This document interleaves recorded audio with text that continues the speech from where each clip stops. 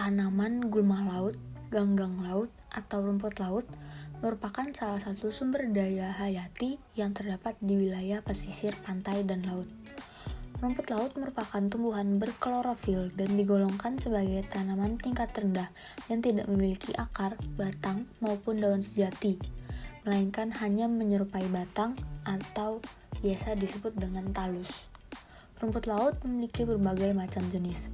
Contohnya adalah rumput laut jenis Eucema cottoni, Sargassum, Gracilaria sp, dan Caulerpa sp. Salah satu jenis rumput laut yaitu Gracilaria sp biasa dimanfaatkan untuk keperluan industri pangan dan juga non-pangan.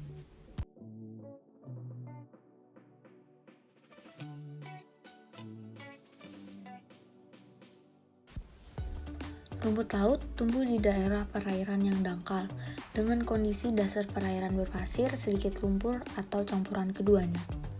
Rumput laut memiliki banyak manfaat positif, sehingga banyak negara berusaha memproduksi komoditas ini. Jika dikaitkan dengan data statistik, terdapat beberapa negara yang mempunyai produksi rumput laut terbesar di dunia. Negara produsen terbesar rumput laut di dunia adalah Cina, diikuti dengan Indonesia, Filipina, dan Korea Selatan.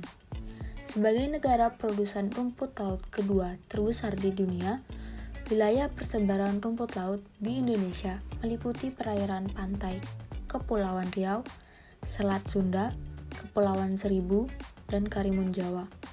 Pada wilayah ini, lebih banyak ditemukan rumput laut yang hidup pada substrat terumbu karang. Perkembangbiakan rumput laut dapat terjadi melalui dua cara, yaitu secara vegetatif dengan talus dan secara generatif dengan talus diploid yang menghasilkan spora.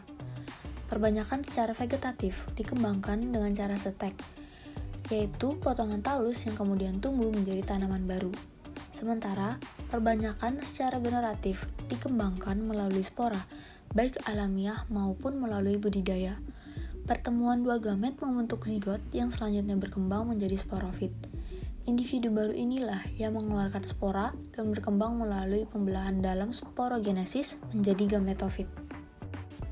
Rumput laut dapat tumbuh secara alami, biasanya menempel pada karang yang sudah mati, cangkang moluska, pasir, dan juga lumpur. Rumput laut juga bisa dibudidayakan. Media yang digunakan pada pembudidayaan rumput laut berupa seutas tali. Cara membudidayakan rumput laut pun tergolong mudah, hanya dengan mengikat bibit rumput laut pada tali yang dibentangkan di pesisir pantai. Rumput laut umumnya dapat dipanen setelah sekitar 45 hari. Gulma atau kotoran yang menempel pada rumput laut dapat dibersihkan agar tidak menimbulkan penyakit atau mengganggu pertumbuhan rumput laut.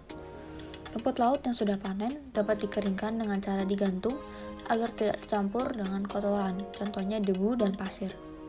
Rumput laut yang sudah kering kemudian dapat didistribusikan di pasaran.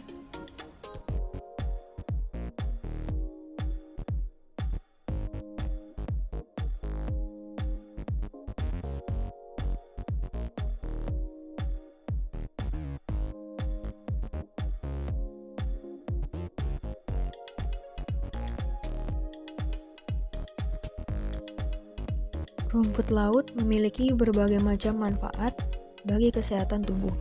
Dalam dunia farmasi, rumput laut dapat digunakan untuk bahan aktif dalam lotion, obat-obatan, suplemen vitamin, dan masih banyak lagi.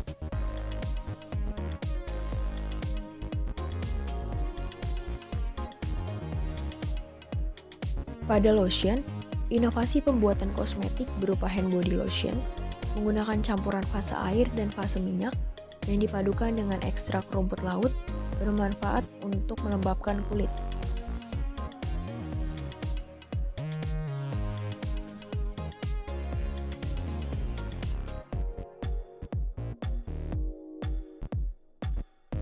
Dalam suplemen vitamin, contohnya Ever E250 yang merupakan suplemen vitamin E.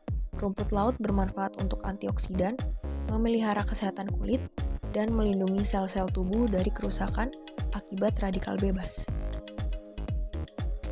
Contoh lain obat yang menggunakan rumput laut adalah spirulina. Spirulina merupakan herbal alami yang berasal dari blue-green algae. Ada 25.000 jenis spirulina ditemukan di bumi.